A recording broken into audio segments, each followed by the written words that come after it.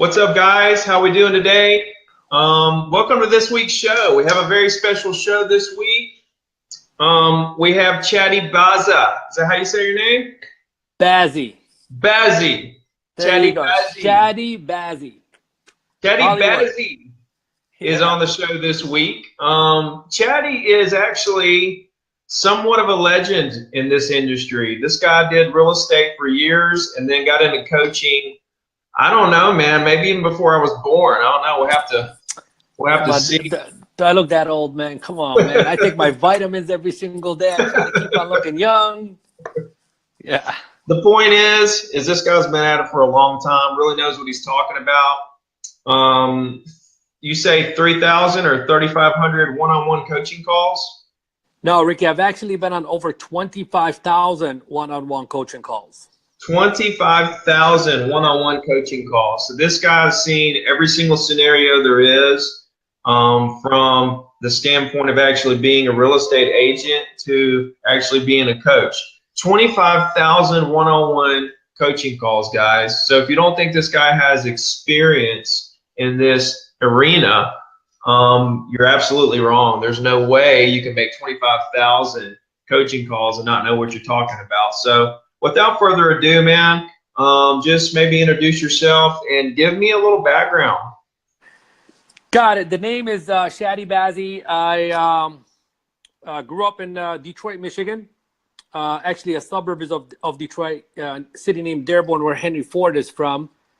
And in 1997, I got involved in selling real estate in that marketplace. In 1999, I made the move from that marketplace to Orange County, California. And the reason I made the move is because while selling real estate in Detroit, Michigan, which, you know, we had a big problem over there. And the big problem was my average commission check was about $850. And, you know, if we ever like made $1,000 commission, like we threw a party with that extra $150, you know. And there's this young guy that wants to make $100,000 a year. And I started doing the math. I was like, you know, I got to be like Ricky Carruth and sell over 100 homes a year before I do Ricky Carruth kind of thing. So I was introduced to, you know, one of the nation's leading real estate gurus. And I mean, everybody knows the name Mike Ferry. So I made the move to Newport Beach, California to go work for Mike because I wanted to learn, you know, from the best. That was like, you know, getting my college degree kind of thing. So did very good, very well over there. And then, you know, 4 years later, I wanted to test out everything that I've been learning and see if I could like do this thing again in real estate. So I got in 2004 back into real estate in Orange County. And sure enough, in the first 30 days, I was able to put about $100,000 worth of deals together. I mean, like literally the first day back in the business, set an appointment. The second day took the listing and went bonkers from there. And then immediately another real estate guru took notice of my signs popping up everywhere here in Orange County rather quickly. And he invited me to go and be a coach for his company, another big name that's related to the first guy that I worked for, his son actually. And instantly became the #1 coach for that company.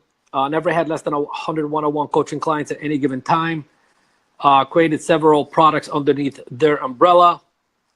Trained their whole entire internal sales staff. Trained their coaching on marketing around 2009 and social media and internet marketing and all that good stuff. 2011, I said, I want to play the game a little bit differently and I want to do, you know, the Shadi B thing and, you know, broke off on my own, developed my own products and, you know, started doing real estate training, etc.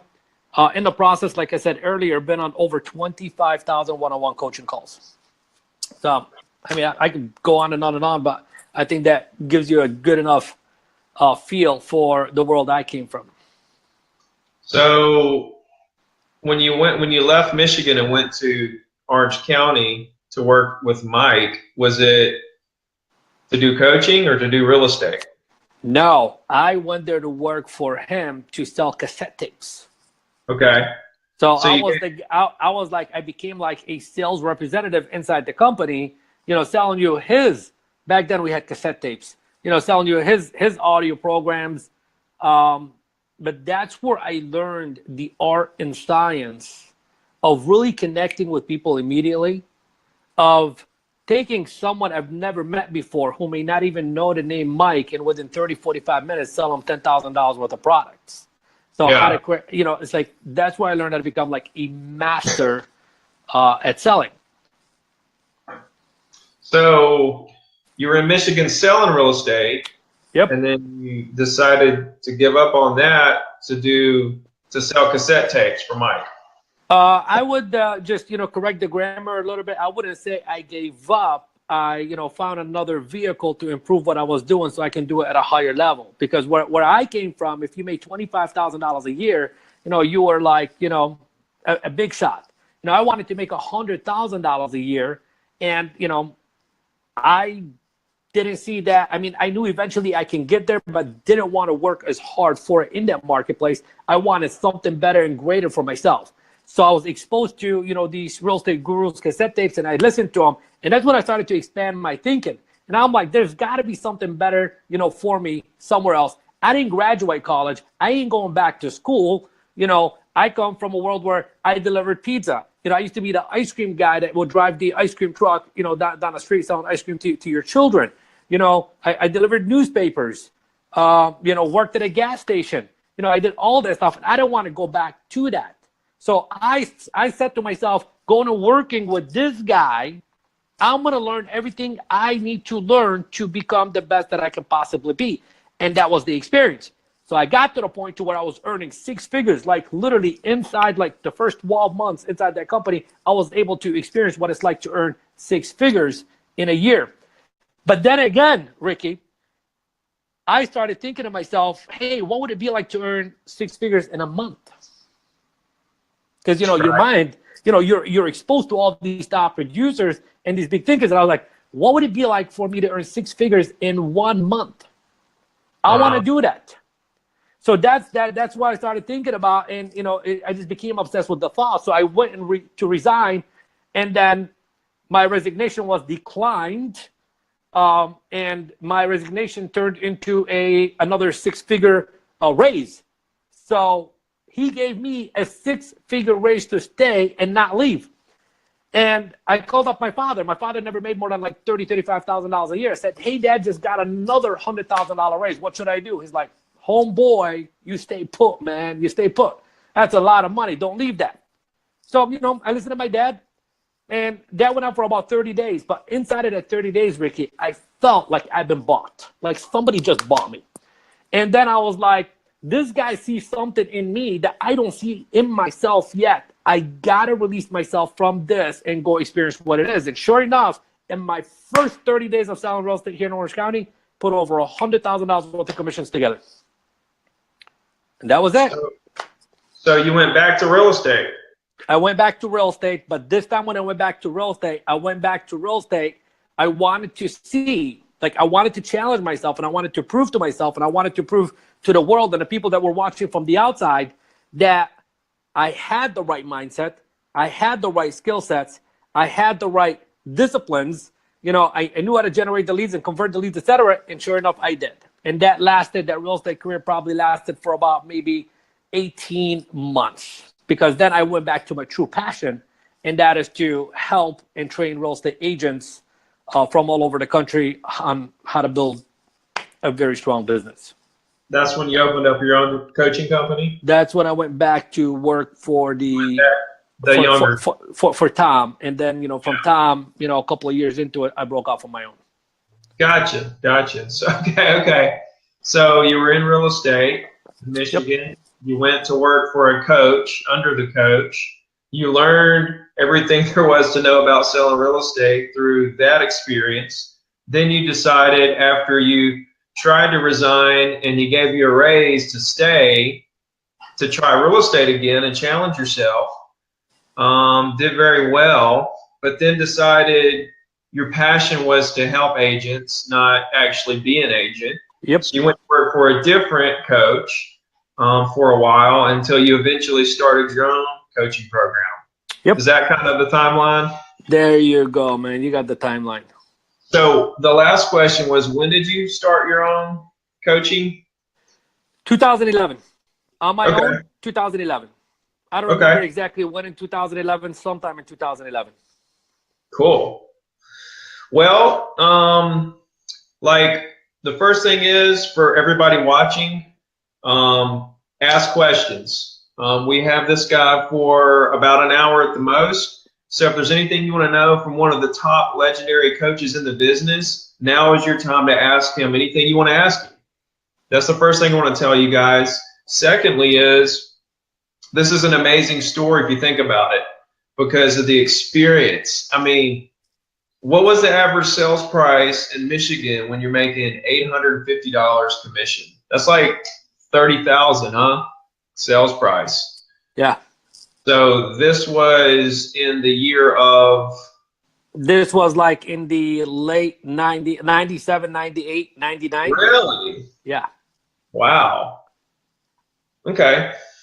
That must have been a very rural part of Michigan. In Dearborn, Michigan, it's a suburb of Detroit.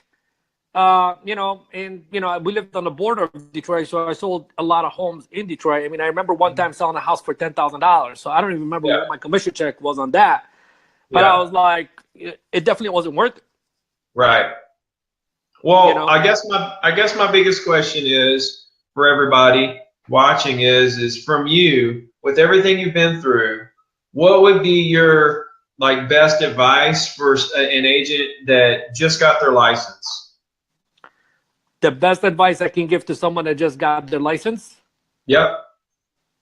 That's a very good question. Okay, so and here's the thing. There's someone I've recently started to work with who was pretty much, you know, brand new in the business, and you know, we had to begin in different places.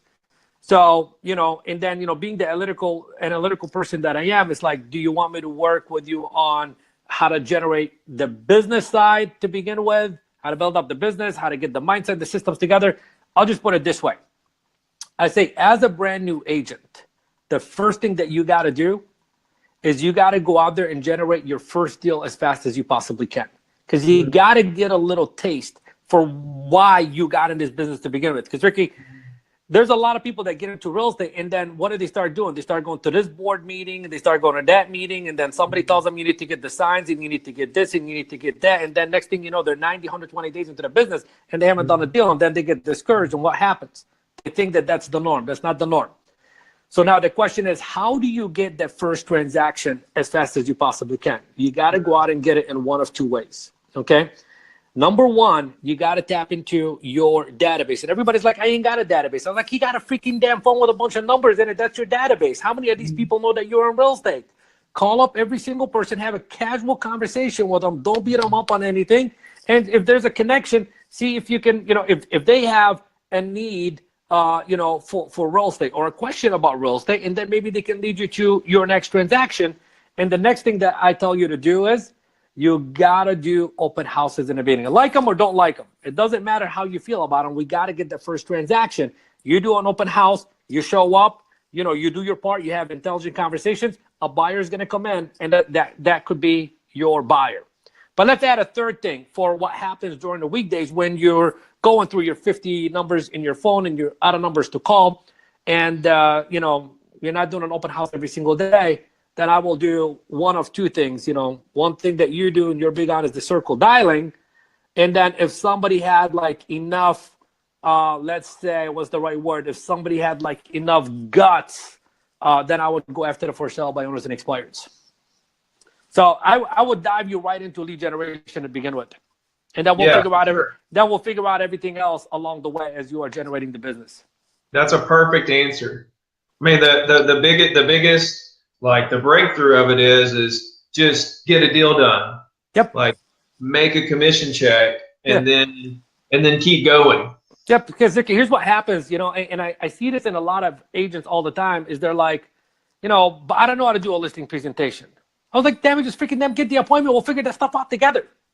Yeah. You know, if you're gonna sit there to develop every single system, to generate every single skill, and you know, cross all your dots and all your T's, you know, that could be you know, I don't know how long before you begin to take action. You got to take action, man. You got to get dirty. You got to play the game, and we'll figure out the rest along the way. I like that. Get dirty, because that's really what it is. Because what it boils down to is you got to be a little greedy.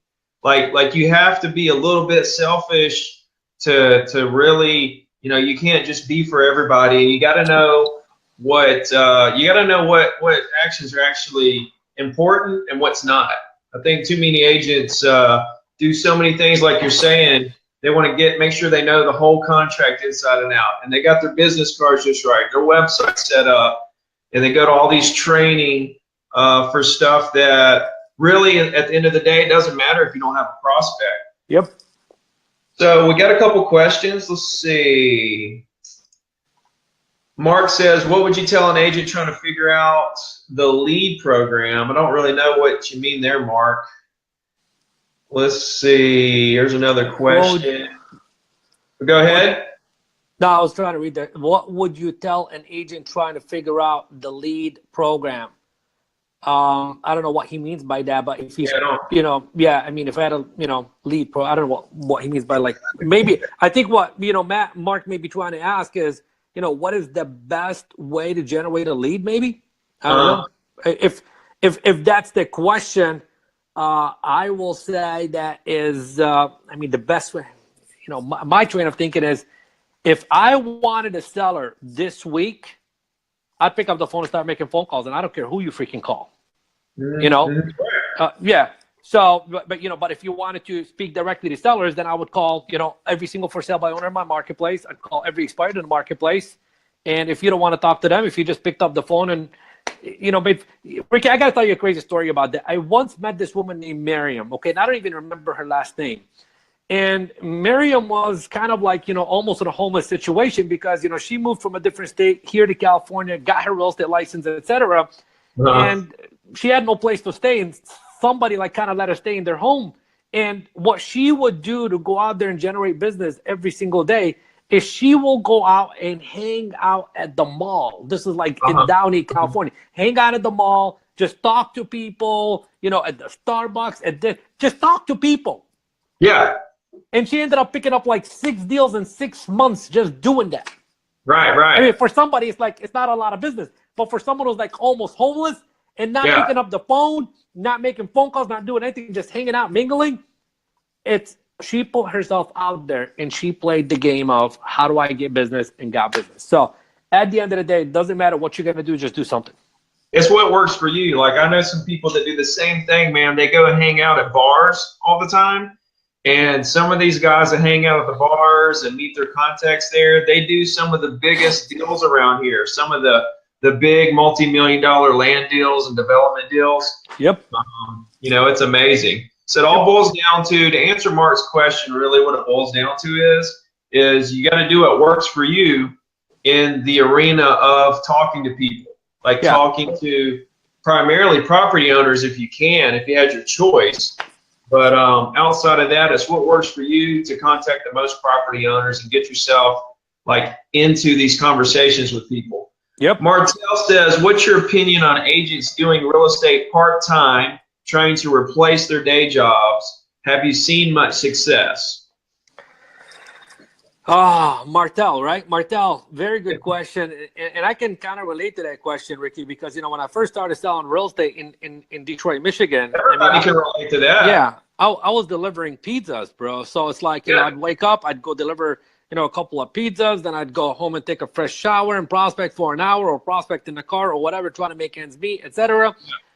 I'll do it. So replace their day job. Okay, so I'm going to give you 2 answers here. Okay. Number 1 is if you have the financial means, quit your other job, get into real estate, burn all your bridges, freaking then make it work. If you got the financial means. If you don't got the financial means to be able to do that, then the first thing that you got to do is you got to sit down and play the numbers. Okay. And what I mean by the numbers is, all right, so this is how much money I got to make before I can, you know, quit my job cold turkey and do this full time.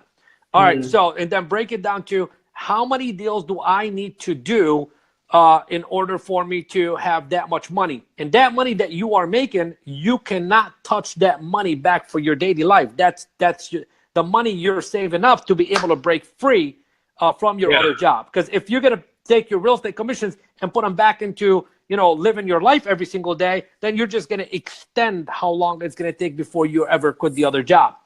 And the next thing that I would do is I would Start prospecting during my lunch break. I would start prospecting before my work every single day. I'd start prospecting after work every single day. Like I'll turn off my hobbies. I'll turn off a lot of things and just make it look like in my mind it's two jobs. This time I'm working that job, and this time I'm working my real estate job. And I'll take it very seriously. And Martel, I'll challenge you and tell you this: it doesn't matter what marketplace you're in. It doesn't matter what your monthly living budget is. If you wanted to, you can make that happen in the next 90 to 120 days. Mm-hmm. Yeah, no, I totally agree with you. And I roofed houses, before I got into real estate. When I got my real estate license, I thought I'm in the money. And so I quit roofing for about a week. No, actually 30 days. I quit roofing for an entire month. Didn't sell anything. So I had to go back to roofing because I had to pay the bills. It took me 7 more months before I actually sold anything because I was doing real estate part-time at that point. But yeah, I'd make calls every day after work, from like 5 to 6. I'd make calls on the weekends. And my problem was I didn't know what to say. I was just kind of winging it. And after I made my first couple deals, I looked back at all kinds of deals I could have had. Like the people were giving me the signs that they wanted to do a deal. I just didn't have the experience or a mentor telling me exactly how to handle certain situations. So, man, it is an amazing time in real estate for new agents. I mean, it's good and bad because there's so much information out there is the good news. And the bad news is there's so much information out there. But it's amazing what all you can learn, and if you can actually align yourself with the right person that can help guide you in the right direction, you're golden. Because the technology is kind of distracting us, but there's so much technology that can help you excel so much faster. There was no dialing system when I was I was coming up. There was no social media, Zillow. There was nothing. So I had to look everything up on white pages, call 100 people a day, just dialing their number. So it's really come a long way. And I want you guys to not take it. I want you to take full advantage and not take this incredible time in our world for granted. You really need to take advantage of this and quit making excuses about what do I do and how do I do it. The name of the game is just to talk to people, talk to property owners primarily, and just get your feet wet and don't worry about making mistakes and stumbling. Because every time you stumble, every time you make a mistake, you're just getting better. So too many people are scared, I guess, to waste time doing something that won't pay off, or scared that they're going to make a mistake and look dumb. And I'm telling you guys, that's the stuff right there that's going to have you out of this business within the next year. Yeah, what I always tell the people I talk to, Ricky, is, you think this is scary? Freaking that, take a look at your bank account every single day. If that doesn't scrape the crap out of you to get to work, something's going on here. Yeah. Let's see what else we got here. We got somebody wanting to do an expired role play. Can I guess who that is? What's that? Who is it? Who wants to do an expired role play? I guess they want me to do it with you. Oh, okay, cool. You do it. You want to be the agent, or you want to be the? He wants to hear your objection handlings. He says you're the best in the business. This guy must know you. I have no idea. What's his name? Jim. Oh, Moore. Jim. What's up, Jim? Do you do an expired role play with him and listen to his objection handlers? Best in the business. Okay, well then let's do an expired role play. So you want to be the nice expired? Oh yeah. All right. So ring, ring, ring. Yeah. Hello. Yes. Good morning. I'm looking for Ricky. This him. Hey Ricky, this is Shadi Bazzi calling you with Century 21. How you doing today? I'm doing all right. How about you? Terrific. Look, the reason I'm giving you a call is your property showed up on my computer that it's no longer for sale. And I was just calling to find out, when do you plan to put your home back up on the market? We're debating. I'm sorry? We are debating. We're thinking about what we want to do at this point. We're trying to regroup. Okay. Got it. So currently speaking, you're not sure whether you want to go back up on the market or not. You may want to hold off. And Ricky, that may be the right thing for you to do. I don't know. So tell me, Originally, when you had your home up on the market, what was important to you about getting that property sold? Well, we're not in a huge hurry, but we do have grandchildren in another state. So we're just, trying to decide if we should go to them or should they move to us. Got it. So you're not sure if you're going to make the move to them or they're going to make the move to you. But at the time that you put your home up on the market, the obvious decision was for you to go to them, right? Right. At the time, but if it didn't sell, we don't know. We're regrouping. Got it. Okay. So currently speaking right now, okay, if there was a way to get your property sold, let's say in the next 30 days or less, and more importantly, not give the house away and make as much money as you possibly can, would that create a problem for you? Would you make the move? Where would you be if that was the real life situation? Well, Shadi, I don't know you, you don't know me, but here's the thing, man. We had it on the market and it didn't sell in 30 days. So I don't know what magic shoe you got up your ass, but I mean, let me know what's up because I hadn't figured it out. Exactly. And Ricky, you saying that is all more of a reason as to why you should invite me over so I can show you how I personally helped 97 people like you in the last 12 months, and not only just help them sell their property, but help them increase their net bottom line. Because I'm sure if you're going to make the move to be with your grandchildren, you'd like to take a little bit more money, right? Yeah, of course. Tell me why. Tell me why. Why I want more money? Yeah, tell me why you want more money. Well, everybody wants more money. Forget about everybody else, Ricky. Why do you want more money? I like money. You like money, right? And that's exactly why I like you, man. We have so much in common. We got to get together. What's the best time for me to come over? Today at 3 or tomorrow at 4? Like I said, Shadi, we're just thinking it over. Why don't I call you? So you can do that. Do you have my number? You want me to give it to you? Give it to me. Okay, 949, blah, blah, blah, blah, blah, blah, blah, blah. So, Ricky, just so I know, if you were to give me a call, should I expect your call in the next 24 hours, in the next 7 days? I mean, what are we thinking here? Because I really want to help you out. Maybe in a couple days. Okay, so sometime in a couple of days. And when you call me in a couple of days, and, I'm assuming that you're going to be excited about meeting with me and you want to set an appointment. So if you call me, let's say today is Wednesday or Thursday, you're going to call me sometime over the weekend. Would we get together next week, Monday or Tuesday?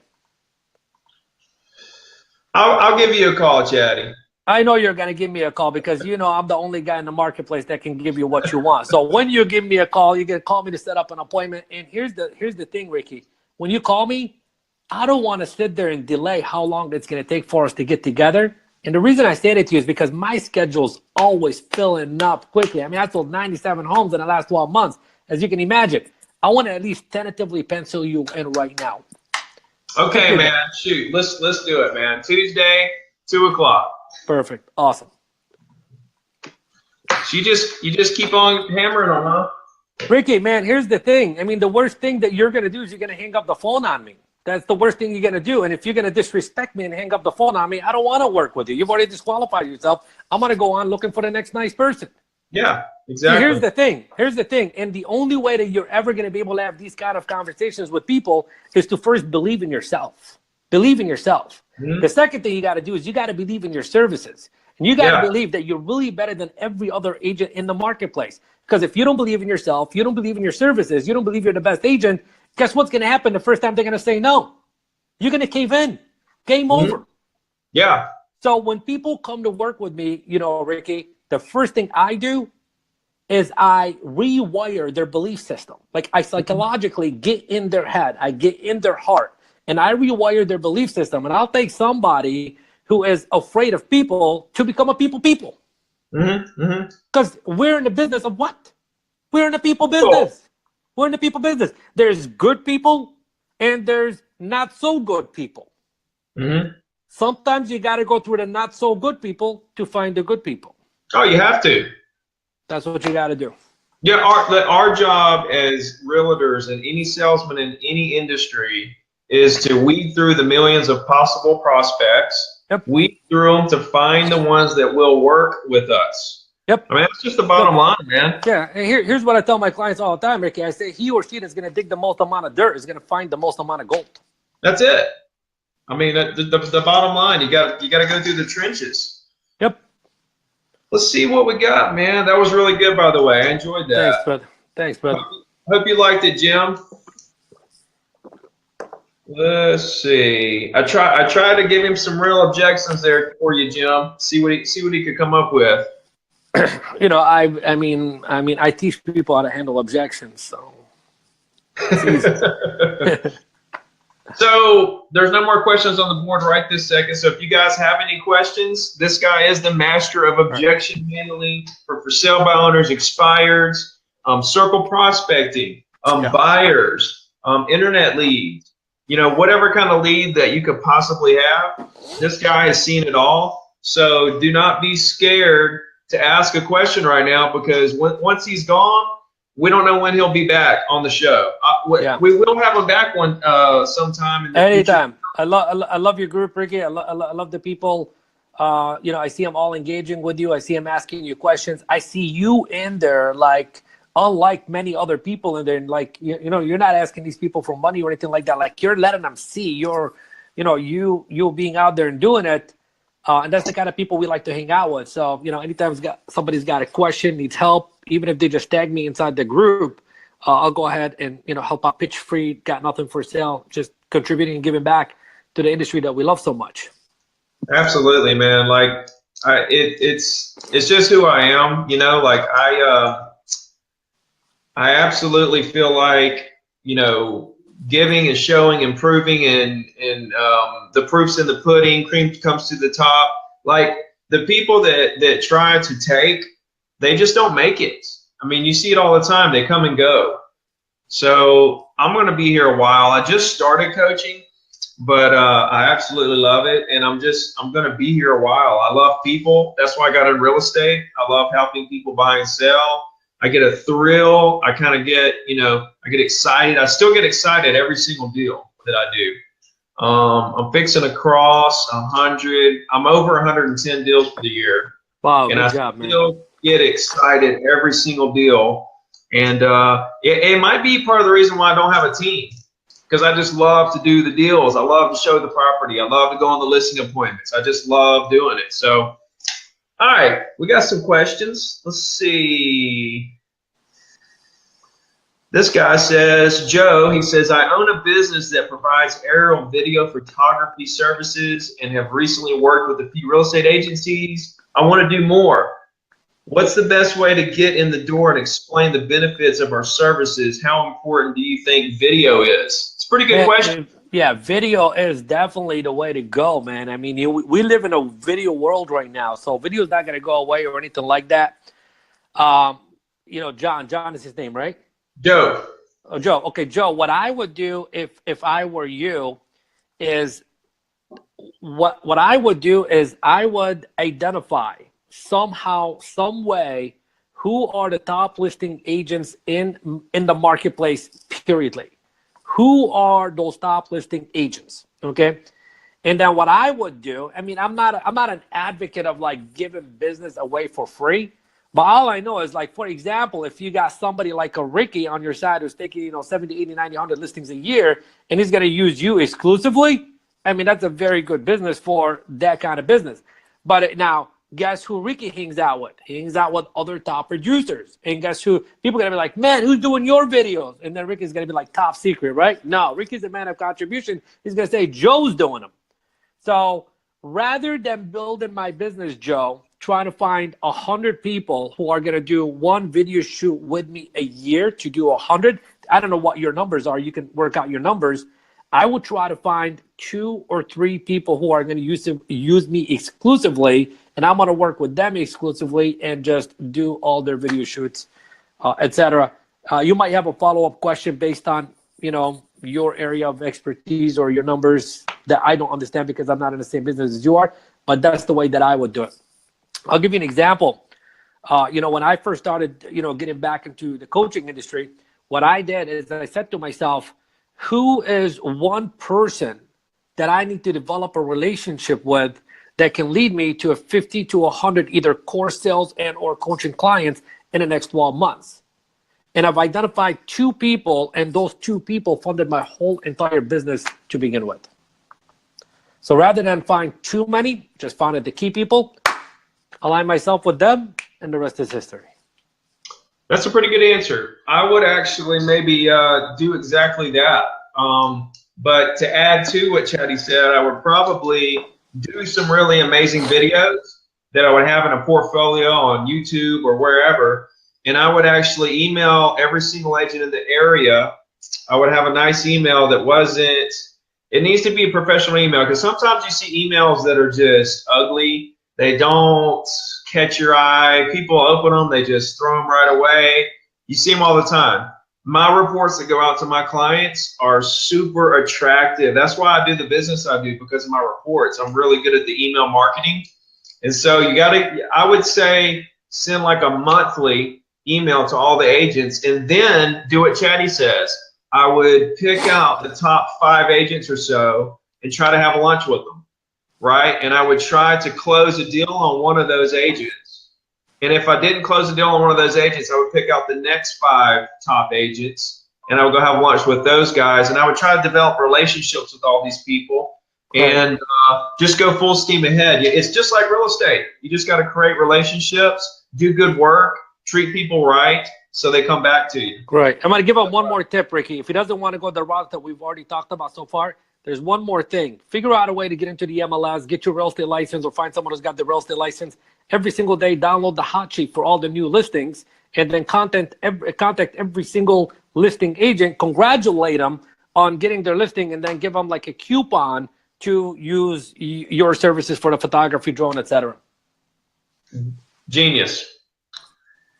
Let's see. Here's a good question from Martel back again. He says, how would you respond to an internet lead that you call and they claim they did not fill out a lead form online?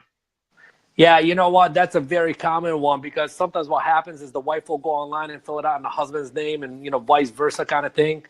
How would I respond to them? Like, if I get them on the phone, and the moment that they said, hey, well, we didn't fill out the form. Okay, let me tell you a story, by the way. Okay, around that, and I'll tie into that, Martel. I went, actually, somebody that I know got a bunch of internet leads, okay? And they tried to make the phone call, but nobody would answer the phone, and nobody would return the call, and nobody would respond to an email.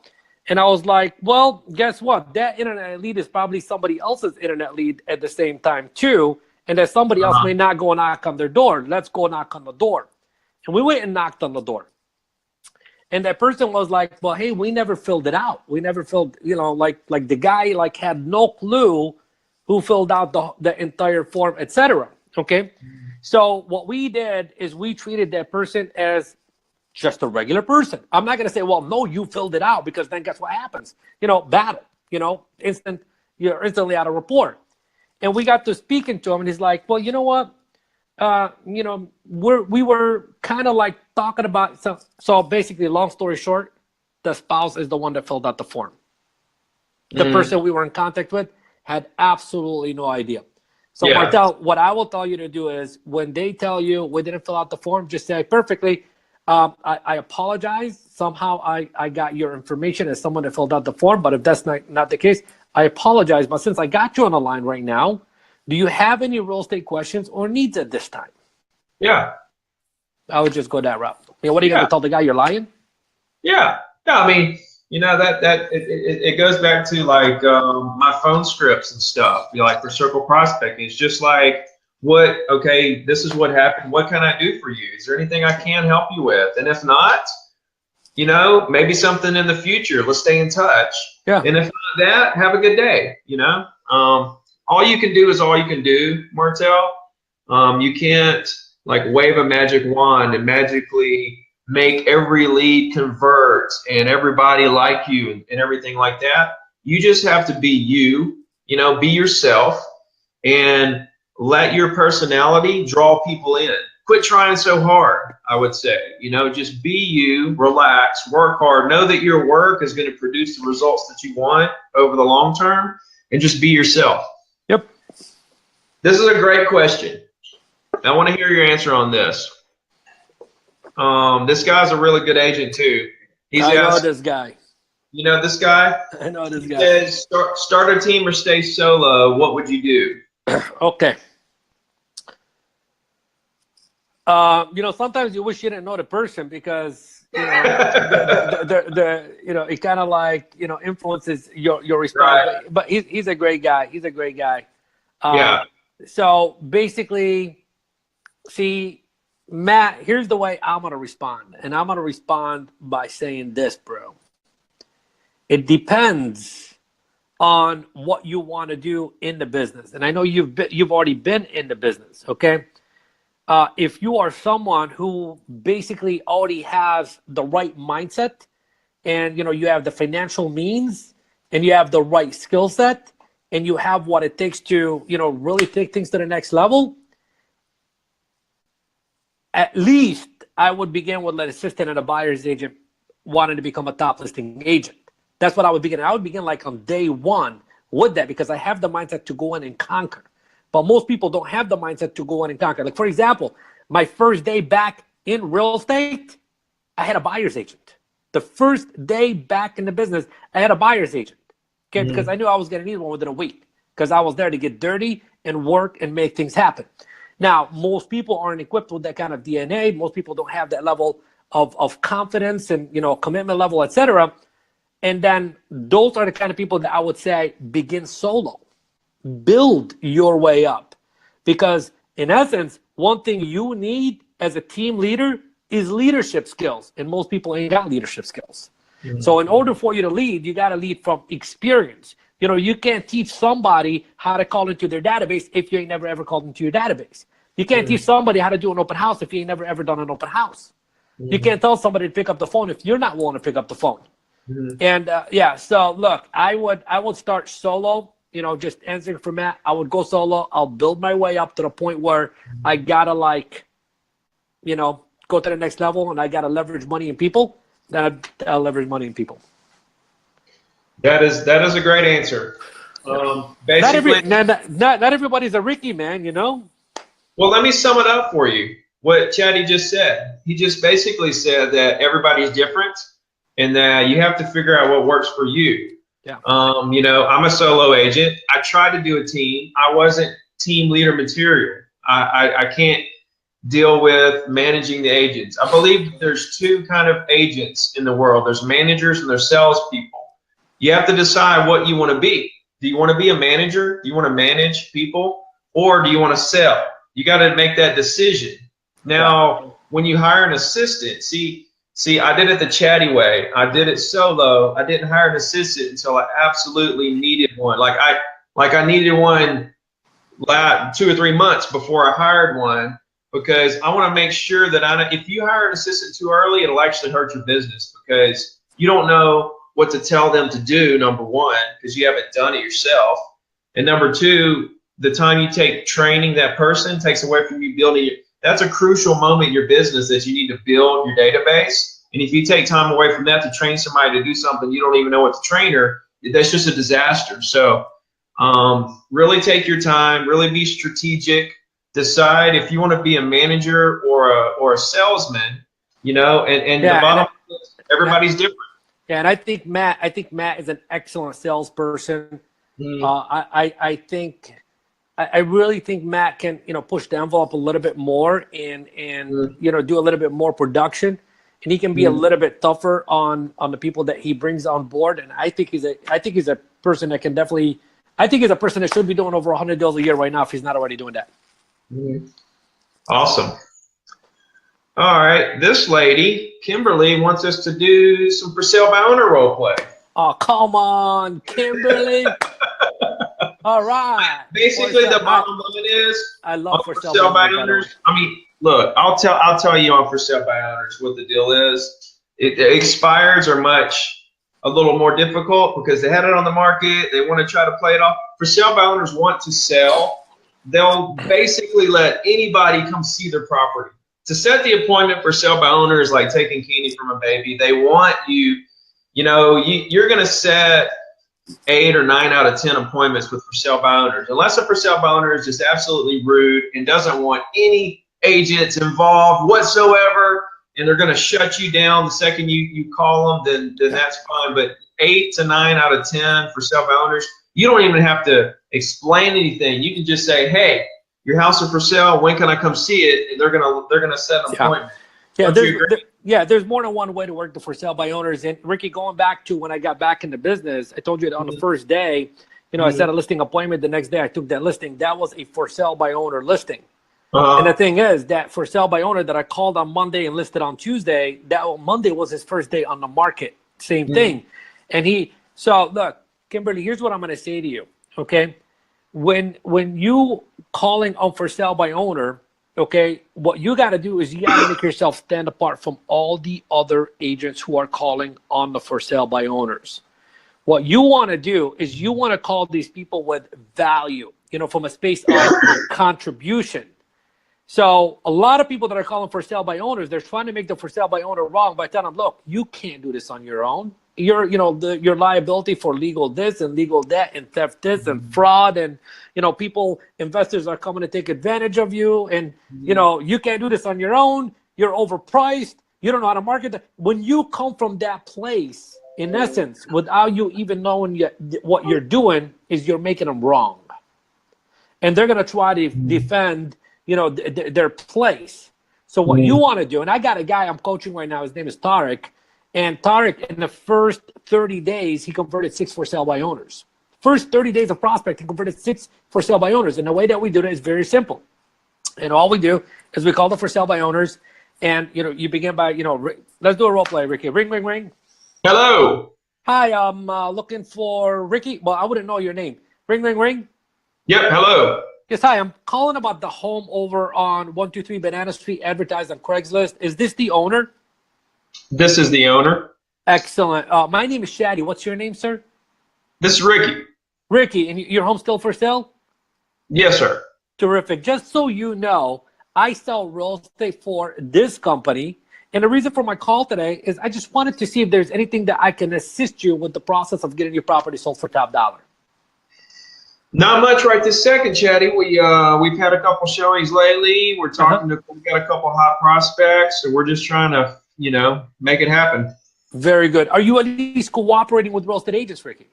Or do you know what that means? We would, if one of these deals don't work out. Okay, so if one of these deals don't work out, then you are cooperating with real estate agents. Yeah. Good. How much would you be willing to pay the agent who will bring you a good offer, acceptable offer? We put it on the advertisement. You should have seen it there, 3%. Okay, so you'd be, well, that's very attractive. So look, Ricky, I'm going to do everything I possibly can to be the one to bring you the buyer and collect the 3%. So tell me a little bit about your property. Well, it's a 3-bedroom, 2-bath. It was, we built it back in '92. We upgraded it in '04. Then we did some more stuff in 2011. We're sitting on about an acre. And, we're just, it's too much property for us. We're going to downsize. Yeah, because, I was going to say to you, you're describing like a perfect, lovely property right there, Ricky. And I'm just curious, like, why do you even want to sell it? Too much we're getting older and we just want to downsize. Got it. And what will downsizing ultimately do for you and your family? Give us less stress. We ain't got to worry about this place no more. Got it. And, when you say less stress, what do you mean by that? Cutting the grass, trimming the hedges, mopping, sweeping, dusting. Yeah. And what will not having to worry about any of that stuff ever again ultimately do for you? Oh, make me feel great, man. I'll be able to go out and do what I need to do without worrying about if the grass is cut and stuff like that. Okay. All right. So let me pause right here for a second. Everyone that watched this, I want you to go back and replay the whole entire scenario. And I want you to notice how I've taken them away from talking about just the property, the money, and this and that. And now we're talking about the things that are personal. Because the decision that he's got to make here is a decision based on emotion.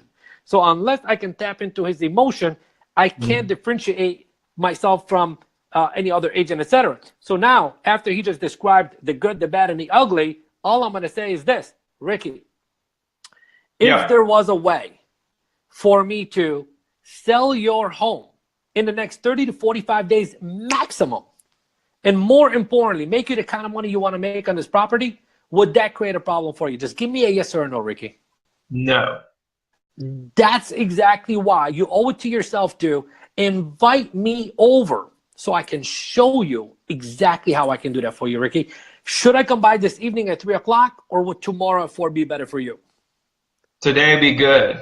Awesome. And then I'm going to go there. And by the way, if you all notice, this is not a preview appointment. This is an actual listing appointment. Because some people, they go for the preview appointment and then they go there and turn it into a listing appointment. I'm not against that. It's just that if you can set the listing appointment first, why not? Sure. Go ahead and set the expectations for what you're actually coming to do, and then you know, capitalize on that. Beautiful. Thank you, brother. Yeah, I mean, it's guys. Anybody who wants to do anything in life that you're going to represent them on buying, selling, you got to find out why they're doing it, like what their motivation is behind. There's a bigger picture scenario going on. Somebody died, somebody was born, somebody went to college, they lost their job, they got a job, something happened that's much larger than the decision to sell the property or buy a property. Right, Ricky, I want to talk about that for a second. You know, if we really want to understand, you know, again, I want to go back to a point that we made earlier, and we said, look, we are in a people business, okay? You know, we as human beings, all day, every single day, we're feeling something. We're feeling an emotion that falls under either the umbrella of a pain or a pleasure. You know, for example, if we feel excitement, that's a pleasurable emotion. If we feel frustration, that is a pain emotion. So what I'm trying to do in speaking to you is I'm trying to find out if you're making this decision to move away from pain, or are you making this decision to move towards pleasure? And then based on your response, I am going to alter, shift, and change what is going to come out of my mouth to trigger you emotionally, okay, connect it logically with your mind that I am the obvious choice for you to meet with. And then when I get down a listing presentation, I'm going to do the same exact thing. And then boom, at the end of the listing presentation, guess what you're going to do? We're going to go with you. You're going to ask me if I'm still taking on clients. And I'm going to say yes. Do you have room for me, Shadi? Exactly, brother. Guys, it's about that time. If you have any last second questions, type it in really fast. I don't want to take up any more of Shadi's time. He was gracious enough to get with us. Actually, you know, we normally do the show at 4 o'clock on Thursdays, 4 o'clock Central, but he had a scheduling something come up, so we pushed it till 5. So thank you so much for still doing it this week. Yeah, I really you're welcome. It was an amazing show, a lot of great content. I know everybody got a lot out of this. So you guys don't have any other questions? I guess I'll leave it to you, Shadi. Maybe a last minute. Maybe what would you? I guess a question for you, just to leave everybody with, is maybe if you could go back in time to that agent in Michigan that was doing $850 a transaction. You know, would you go back in time and tell the agent, you know, the young Shadi, to stay in real estate, and what would you do differently? Or would you say, no, I'd rather go just on the path I was on, and or maybe when you got in real estate the second time? And I know you love coaching, but what would be some advice for a younger Shadi? I'd say advice for younger Shadi would be to, I'd say the best advice would be to, you know, educate yourself sooner than later. Because, you know, I hated school. That means I hated studying. You know, I hated education. I hated reading. I hated everything.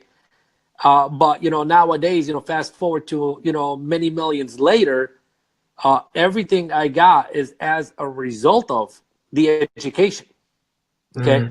So what am I talking about? I'm talking about, you know, read more books. You can expose yourself to different ways of thinking. Hang out with the people that are doing what you want to do, and not the people that are complaining about having a similar life as you. And, you know, hire coaches. I mean, right now, I have 3 coaches, Ricky. 3 coaches right now. Okay. Because I got 3 coaches. I got 3 coaches coaching me right now. I got 1 person specifically on relationships, because, you know, I'm all about, you know, family and having good relationships. And I don't know what I don't know. I don't have any relationship problems, but I don't know what I don't know. But I want to be the best in that area. I got somebody working with me on, you know, my messaging and branding right now. And I got someone working with me specifically on one topic and one topic only, and that is the webinar presentation. But that's for me personally. But mentorship is key. Mentorship is key. If I were you, I'd pick my mentor or two mentors, forget about everybody else, and I'll just learn everything I possibly can from that mentor, and that's your shortcut to success. I mean, that's what it was for me. It was my mentors that got me to where I'm at right now. Yeah, for sure, for sure. One last question from Matt. He says, if you could read one book, what would it be for an aspiring real estate agent? Matt, I mean, that's an easy one for me. I mean, you know, if you are a fan of my podcast, you know, almost every single person I've ever interviewed who was a coaching client of mine, and I ask them, hey, what book would you recommend? They all recommend the same exact book because it's the one book that gave them the greatest impact. And that book is The Magic of Believing by Claude Bristol. The Magic of Believing, because when you begin to believe, that's when, you know, magic happens. And until you believe in yourself, it's going to be very, very, very difficult for you to believe in anything else. You're always going to be doubting things. You're always going to come from, you know, the world of lack, etc. So if it's one book, it would be that book. But if I would recommend, I mean, I'm always reading books like crazy. I got like 1 million books here in my office, but I'm going to recommend one more book. And this book is called, it's a book that a lot of people have not heard of, okay? But this is one of the best books ever written on personal development, and it's called Being the Solution. Being the Solution by Gerald Rutherford. Because, you know, if you are the problem, you're also the solution. Being, you are the solution. You know, stop looking everywhere for the solution. It begins with you. So, you know, you ask for one, I give you two, Matt. And Matt, that's inside of Listings on Demand. There's a list of book recommendations there. There's 3 other books in there that you could take a look at as well, too. Yeah. Listingondemand.com, is it?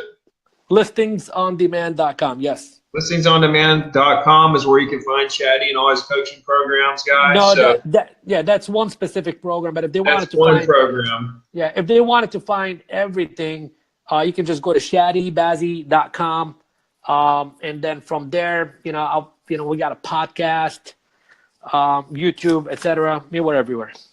ShadiBazzi.com. Yeah. Shadi, I appreciate it, man. Thanks, brother. I appreciate you, man. Enjoyed it. Thank you, brother. All right, we'll see you, man. You guys take care. Peace.